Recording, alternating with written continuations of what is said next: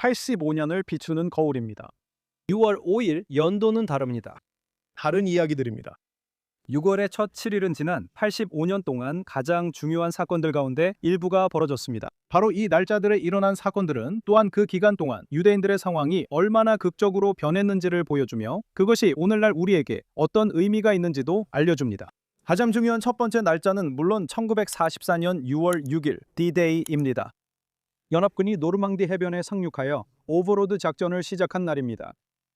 불과 이틀 전인 1944년 6월 4일 로마가 나치의 지배에서 해방되었고 마침내 제2차 세계대전의 방향이 바뀌고 있다는 것이 분명해졌습니다. 하지만 연합군이 해변에 상륙하고 있을 때 수백만 유대인들은 무방비로 홀로코스트의 가장 잔혹한 마지막 단계에 갇혀 있었습니다. 이 재앙은 유럽 전역에서 수년간 체계적으로 유대인을 비인간화하고 악마화한 결과였습니다. 그리고 패배가 눈앞에 다가왔음에도 불구하고 나치와 그들의 헝가리 협력자들은 유대인을 말살하겠다는 목표에 집착했습니다. 1944년 6월 그들은 43만 7천 명의 헝가리 유대인을 아우슈비츠 비르케나우 죽음의 수용소로 강제 이송하는 한가운데 있었습니다. 그들은 죽음으로 보내는 모든 유대인 남성, 여성, 그리고 아이 한 명 한 명을 등록하고 문서화했습니다. 그 시절 유대인들의 취약함과 유대인의 삶을 파괴하려는 시도는 유럽에서의 홀로코스트에만 국한된 것이 아니었습니다. 유럽에서 멀리 떨어진 중동에서도 유대인들은 그들을 없애려는 적들과 맞서야 했습니다. 유대인들은 국가, 군대, 자신들을 지킬 방법이 없었습니다. 6월 초에 또 다른 날짜가 그 점을 잔인하게 강조합니다. 1941년 6월 1일과 2일 바그다드에서 파루후드라는 폭력적인 대학살이 일어났습니다. 이 대학살은 2500년 넘게 이라크에서 번영해온 유대인 공동체를 파괴했습니다. 이틀 동안 이라크의 문화와 경제에 핵심적인 역할을 해왔던 유대인들은 무슬림 폭도들이 집을 공격하고 재산을 약탈하며 바그다드 거리에서 유대인 남녀노소를 살해하는 가운데 완전히 무방비 상태가 되었습니다. 이 모든 것은 현대 이스라엘 국가의 탄생으로 마무리되었습니다. 이제 이번 주의 다음 날짜인 1967년 6월 5일로 넘어가겠습니다. 6.1 전쟁이 시작되며 커다란 병화의 전환점이 되었습니다. 죽음의 수용소와 우리를 말살하려는 시도가 있은 지 불과 22년 만에 7개의 아랍 군대가 나치가 시작한 일을 끝내겠다는 단 하나의 공개적인 목표로 동원되었습니다. 하지만 이번엔 유대인들이 흩어지지 않았고 국가도 있었고 무방비 상태도 아니었습니다. 이번엔 우리가 국가와 군대를 가져 2000년 만에 처음으로 스스로를 지킬 수 있게 됐습니다. 그리고 군대가 다가오자 이스라엘은 보살을 기다리지 않았습니다. 우리는 맞서 싸웠고 결정적이고 완전한 승리를 거두었습니다. 하지만 우리의 적들은 낙담하지 않았습니다. 1981년 6월 7일 이스라엘이 오페라 작전을 수행한 또 다른 중요한 날이었습니다. 이라크, 불과 40년 전 파루후드에서 유대인들이 사냥당했던 바로 그 나라는 이제 오시라크 원자로에서 핵무기를 만들기 위해 서두르고 있었습니다. 이스라엘을 완전히 파괴하겠다는 명확한 의도로 설계된 폭탄이었습니다. 이스라엘은 그 이야기가 어떻게 전개될지 지켜보고만 있지 않았습니다. 우리는 이미 그런 일을 겪었고 이미 경험했습니다. 우리는 우리의 생존에 대한 책임을 스스로 지고 그 위협을 직접 제거했습니다. 그것은 훌륭한 선제적 자기 방어였지만 세계는 유대인들이 또다시 스스로를 지키는 모습을 받아들이지 못했습니다. 유엔 안전보장이사회와 유엔 총회는 이스라엘을 향해 비난을 쏟아냈습니다. 서방 언론은 큰 혼란에 빠졌고 뉴욕타임즈는 그 공격을 용서할 수 없고 근시안적이라 했습니다. 로스앤젤레스 타임즈는 그것을 국가가 지원하는 테러라고까지 표현했습니다. 익숙하게 들리네요. 유대인들이 더 이상 취약하게 남지 않으려 할 때마다 세상은 늘 힘들어했네요. 그리고 1년 후인 1982년 6월 6일 이스라엘은 다시 한번 슐로모 갈릴 작전을 시작했습니다. 저는 그때 IDF 공수부대원 중 한 명이었고 늦은 밤에 배를 타고 레바논 다무르 근처의 아왈리강 해변에 상륙했습니다. 수년간 이스라엘 북부의 민간인들을 공격해온 PLO를 해체하기 위해서였습니다. PLO는 유대인의 자결권을 부정하고 이스라엘 민간인에 대한 공격을 주도한 조직입니다. 그리고 수년간의 국제적 보장과 이스라엘의 평화적 해결 노력에도 불구하고 6월 5일이 되자 우리는 다시 한번 그곳에서 작전을 펼치고 있었습니다. 그러나 10월 7일 사건으로 상처받은 우리나라는 적들이 평화와 타협을 원하지 않았다는 사실에 충격을 받았습니다. 우리가 평화를 추구한다는 명목으로 했던 양보들, 영토를 내어주고 맹렬한 적을 인정했던 것들이 모두 다시 한번 우리를 말살하려는 시도로 이용되었습니다. 이번에는 조상들이 유럽이나 이슬람 세계에서 겪었던 대학살이 그런 일이 다시 일어나지 않도록 세워진 그 국가에서 벌어졌습니다. 이번에 다른 점은 더 이상 필요할 때 나타나지 않았던 해방자나 보고자를 기다릴 필요가 없다는 것입니다. 이제 우리는 우리의 안전을 스스로 책임지고 우리를 향한 위협을 제거하고 있습니다. 저는 위협임을 강조합니다. 우리가 여기서 공격자가 아닙니다. 증거는 보고자 하는 누구에게나 바로 눈앞에 있습니다. 여기는 이스라엘에 있는 아랍 마을 알파음입니다. 약 144곳의 이스라엘 내 아랍계 도시와 마을 중 하나입니다. 이들은 동등한 권리를 누리는 완전한 이스라엘 시민입니다. 그리고 협정에 의해 팔레스타인 자치정부에 할당된 지역들도 있습니다. 그들은 그들이 우리를 공격하려 들지만 않는 한 가자 지구가 그랬던 것처럼 번영하고 성장합니다. 그리고 여기 예루살렘 중심에서 맑은 저녁에 볼 수 있는 요르단 왕국처럼 말이죠. 여기 보이는 불빛들은 팔레스타인 자치정부 지역의 아랍인 집들이고 저 멀리는 요르단 불빛입니다. 지난 2년 반 동안의 전쟁에서 우리가 어떤 능력을 가지고 있는지 보여줬습니다. 그들이 우리를 존중하는 한 아무 문제 없을 겁니다. 이스라엘이 집단 학살이나 식민지화를 원했다면 이런 마을이나 도시는 남아있지 않았을 겁니다. 우리는 1967년 6월 5일에 점령했던 영토나 레바논과 가자 지구에서 철수했던 땅을 포기하지 않았을 겁니다. 우리가 거기에 다시 간 이유는 하나뿐입니다. 미래를 건설하고 이곳에서 우리의 존재를 받아들이는 대신 적들은 우리의 평화 제스처를 이용해서 우리를 파괴하려는 것이 좋은 생각이라 여겼습니다. 그들의 계획은 실패했습니다. 그들이 우리를 위협하는 실수를 저지르지 않는 한 여러분이 이 사진에서 본 저 불빛들은 계속 빛날 것입니다. 그들이 하마스나 헤즈볼라처럼 행동하면 같은 결과를 겪을 것입니다. 이스라엘에 맞서는 건 현명하지 않습니다. 잠시 후 6월 5일 기준 이스라엘의 입장을 자세히 말씀드리겠습니다. 그 전에 여러분이 상황을 이해할 수 있도록 현재 뉴스 이슈를 먼저 설명하겠습니다. 이번 주 주요 소식은 레바논 가자 지구 상황과 네타냐후 트럼프 간 긴장 보도입니다. 이 논란부터 정리해드리겠습니다. 지난 1년간 이런 긴장감에 대해 얼마나 자주 들으셨나요? 뉴스 헤드라인이 나올 때마다 이런 얘기가 나오고 트럼프가 직접 바로잡습니다. 예를 들어 지난 1월 우리가 트럼프와 네타냐후가 언론을 조종했다는 사실을 알았을 때도 마찬가지였습니다. 언론은 뉴스를 퍼뜨리는데 관심이 분명합니다. 먼저 관심을 끌고 노출을 늘립니다. 또 다른 면도 있습니다. 그들은 이스라엘의 위상을 떨어뜨리고 선거가 있는 해에 네타냐후에게 정치적 타격을 주길 바랍니다. 하지만 그 이면에는 훨씬 더 많은 일들이 벌어지고 있습니다. 갈릴레이의 이스라엘 정치기자 야코브 모르데가에 따르면 트럼프와 네타냐후의 대화에서 심각한 의견 충돌이 있었다고 보도했습니다. 하지만 그것이 분노로 번지거나 이스라엘 기자 바라크 라비드가 전한 발언 수준에 이르지는 않았으며 저는 이 점을 강조하고 싶습니다. 트럼프는 네타냐후가 미쳤다고 말했다는 사실을 인정했습니다. 그러나 트럼프는 네타냐후의 전쟁 지속이 미친 짓이라고 본 것입니다. 하지만 지도자들 사이에는 항상 긴장이 존재합니다. 두 사람 모두 서로 다른 이해관계와 다른 나라를 대표하고 있습니다. 그리고 트럼프에게는 자신이 네타냐후에게 이끌리고 있다고 믿는 모든 사람들에게 여전히 세계에서 가장 강한 나라의 대통령임을 보여주는 것이 매우 중요합니다. 바락 라비드는 트럼프와 직접 대화했고 그 대화 내용에 대해 전해들었다고 주장합니다. 하지만 그는 백악관에 있는 자신의 소식통이 트럼프가 말했다고 알려진 일들에 대한 불확실한 세부 사항을 자신에게 제공했다고 덧붙였습니다. 저는 예루살렘에 있는 총리실에서 그리고 여러 총리들과 함께 오랜 기간 언론과 함께 일해왔습니다.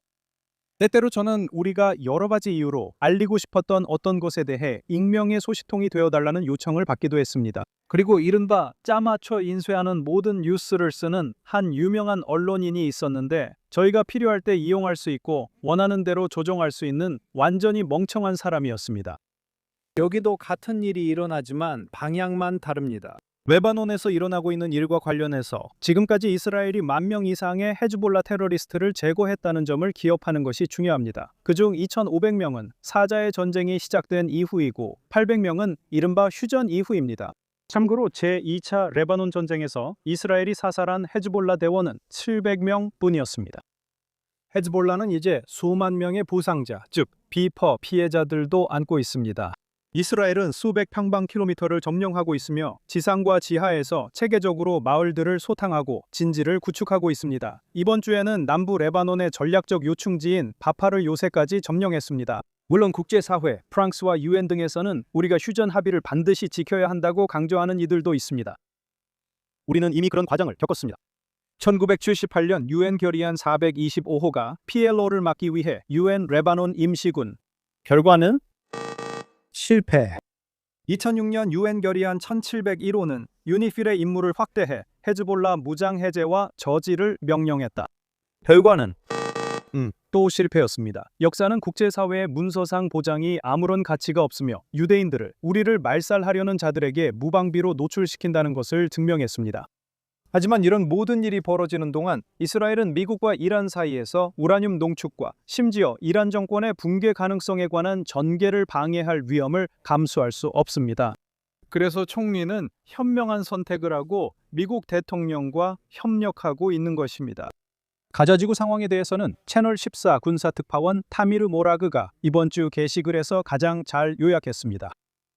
그는 조용하지만 맞습니다. 더디게나마 이스라엘이 앞으로 몇 주 안에 가자 지구의 70%를 하마스로부터 정리하는 작업을 완료할 예정이라고 말했습니다. 비어있는 땅이 아니라 전쟁이 시작될 때 수십만 명이 살고 있던 지역들입니다. 가자의 나머지 30% 지역에서는 하마스가 전쟁 초기에 비해 그저 희미한 그림자에 불과하다고 합니다. 하마스의 군사 지휘관들은 하나씩 제거되고 있으며 이스라엘을 향해 단 한 발의 미사일도 발사할 엄두를 내지 못하거나 그럴 능력이 없을 수도 있습니다. 하지만 그는 우리가 스스로를 속여서는 안 된다고 말합니다. 하마스는 여전히 가자지구 중심부를 장악하고 있으며 세력을 재건하고 이스라엘과의 또 다른 충돌을 준비하고 있습니다. 그는 작업과 목표가 아직 끝나지 않았다고 말했습니다. 휴전 협상안은 사실상 무산됐습니다. 예상대로 하마스는 무장 해제를 하지 않았고 이스라엘은 합의에 따라 하마스에게 할당된 영토를 체계적으로 잠식하고 있습니다. 이것이 지금의 전략이며 반드시 가자지구 전체에서 하마스라는 암세포를 100% 제거하는 것으로 끝나야 합니다. 이번 주 가자지구에서 이스라엘 특수부대 닐리가 활동했습니다. 닐리는 모사드와 신베트가 공동 창설한 부대로 10월 7일 학살 공격에 관여한 하마스 테러리스트를 추적 제거하기 위해 만들어졌습니다. 그들은 하마스 테러 조직 누크바셀의 부사령관인 유세프 아이시 아와드 라만을 찾아내어 신원을 확인하고 제거했습니다. 라만은 오르레비, 알론 아하드, 엘리 코헨, 그리고 하마스에 의해 억류 중 살해된 고 허시 골드버그 폴린의 납치에 가담했습니다. 이 부대는 10월 7일의 잔혹행위 가해자들을 식별하고 위치를 파악하며 증거를 수집하는 데 매우 성공적이었습니다. 그리고 이것이 그들을 다루는 유일한 방법입니다. 그들을 재판에 회부하거나 사형을 선고하는 것이 아닙니다. 저는 이스라엘에서 사형에 반대합니다. 이는 테러리스트를 국제적 유명인사로 만들고 유럽 정부들이 우리를 희생시키면서 도덕적 우월감을 내세울 수 있기 때문입니다. 그들은 아이히만을 변호하며 사형에 반대한다고 했던 사람들이었습니다. 그리고 기억하세요. 인류 역사상 사형을 받을 자격이 더 있었던 사람이 있다면 그 사람은 아돌프 아이히만이었습니다. 그러니 그들을 전장으로 데려가 조용하고 체계적으로 처리해서 우리에게서 그들의 존재를 없애고 이스라엘로 데려오지 마세요. 한편 여기 이스라엘에서는 많은 사람들이 우리가 과거의 상황과 실수로 다시 돌아가고 있다고 불평하고 있습니다. 요점은 이겁니다. 후퇴하고 오직 방어에만 집중해서 적을 달래려는 시도는 그들만 더 강하게 만들었을 뿐입니다. 그것은 그들의 결의뿐만 아니라 능력의 성장도 강화시켰습니다. 단순한 숫자만 놓고 보면 우리가 그들 중 몇 명을 무력화시키든 상관이 없습니다. 그들은 우리보다 훨씬 많습니다. 하지만 그들은 전략적으로 우리를 위협할 능력도 갖췄습니다. 10월 7일 그들이 계획을 실행 못한 건 단지 운이었습니다. 수년간 그들은 전술적 능력과 로켓 발사, 테러 공격 등으로 일상을 방해했지만 이는 우리의 존재를 위협하지는 않았습니다. 그들의 공격성과 합의 위반을 눈감아주고 용인한 것은 그들에게 힘을 실어주는 결과만을 낳았습니다. 지금의 전쟁은 우리의 존재적 생존을 위협하는 요소들을 체계적으로 해체하는 것에 관한 것입니다. 결국 이번 가자지구 전쟁에서 이스라엘은 220제곱킬로미터를 점령했습니다. 레바논에서는 이스라엘이 지금까지 600제곱킬로미터를 점령했습니다. 시리아에서는 이스라엘이 약 1000제곱킬로미터를 통제하고 있습니다. 공식적으로는 적지만 실제로는 많아요. 하마스는 성급하게 행동함으로써 이스라엘에게 이전보다 거의 10배나 더 넓은 영향권을 안겨주게 되었고, 그 결과 이스라엘은 지리적 전략적 힘을 키울 수 있게 되었습니다. 오늘 방송 시작하며 6월 5일 이스라엘과 유대인들의 위치에 대해 이야기했습니다. 오늘은 이스라엘이 6월 5일 어떤 위치에 있는지 살펴보며 마무리하겠습니다. 이스라엘의 통화인 신 이스라엘 셰켈은 현재 세계에서 가장 강한 통화 중 하나로 달러와 유로에 대해 역사적인 수준으로 거래되고 있으며 거의 33년 만에 최고치에 근접하고 있습니다. 이는 이스라엘의 국내 총생산이 모든 국제 예측을 뒤엎고 지난해 무려 3.1% 성장한 결과입니다. 영국의 이코노미스트지는 이스라엘을 선진국 중 6번째로 강한 경제로 평가했으며 독일, 영국, 심지어 미국보다도 앞섰습니다. 이 모든 일은 이스라엘이 여러 전선에서 전쟁을 치르고 있는 가운데 허위 정보 캠페인의 표적이 되고 무슬림 세계와 유럽 등 많은 국가들로부터 보이콧과 외교적 적대에 직면한 상황에서도 일어나고 있습니다. 우리는 평균적인 아랍 또는 유럽의 주 칸톤만한 크기의 나라이고 인구도 세계 주요 도시들보다 적습니다. 그래도 우리는 서방에서 가장 강한 경제 중 하나입니다. 우리는 선진국 중 출생률이 가장 높습니다. 우리는 세계에서 가장 행복한 나라 중 하나이며 25세 이하 젊은이들 사이에서는 1위입니다. 그러니까 우리를 싫어하는 모든 사람들에게 말하자면 당신들은 실패했습니다. 제가 할 말은 이것뿐입니다. 덤벼보세요. 계속 미워하세요. 우리는 그럴수록 더 강해집니다. 우리를 증오하는 여러분은 불행하고 의미 없는 삶을 살며 방향과 목적이 없기 때문에 그렇게 하는 겁니다. 여러분은 유대인을 미워해 목적을 만들어야 한다는 거죠.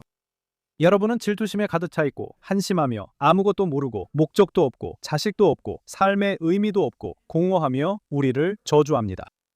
여러분은 독창성이 너무 없어 우습기까지 합니다. 왜냐하면 이 모든 일은 이미 전에 다 있었던 일이기 때문입니다. 우리는 이미 그 자리에 있었고 이미 다 겪어봤습니다. 증오와 폭력뿐만 아니라 그 본질까지도 말이죠. 우리를 저주하려던 이들이 결국엔 우리를 축복하게 됩니다.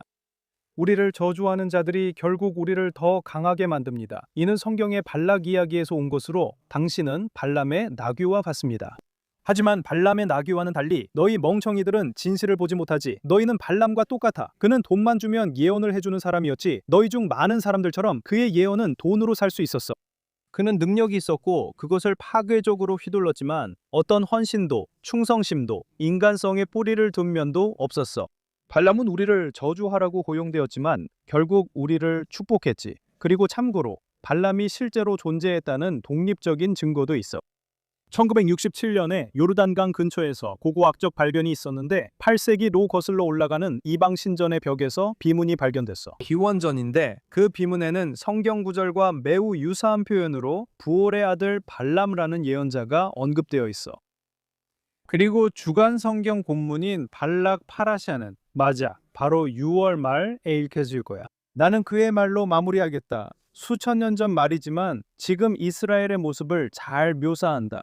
그는 야곱의 사악함을 보지 않고 이스라엘의 잘못을 보지 않는다.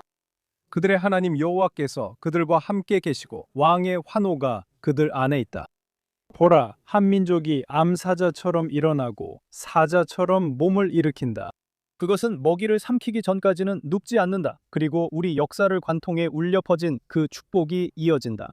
마토부 오헤레 야코브 미시카노테하 이스라엘. 야곱이여 내 장막이 얼마나 아름다운가. 이스라엘아 내 거처가 얼마나 아름다운가. 그것들은 계곡처럼 펼쳐지고 강가의 정원들처럼 뻗어 있다. 그는 웅크리고 사자처럼 누워 있다. 누가 감히 그를 깨울 수 있겠는가. 너를 축복하는 자는 복을 받고 너를 저주하는 자는 저주를 받으리다. 오늘 이스라엘과 우리와 함께하는 모든 분들께 축복이 있기를 바랍니다. 저는 다니엘 시몬입니다. 유대 민족의 영원한 수도 예루살렘, 이스라엘에 있는 JNS TV에서 스트레이트업을 시청해 주셔서 감사합니다. 다음 주에 다시 뵙겠습니다.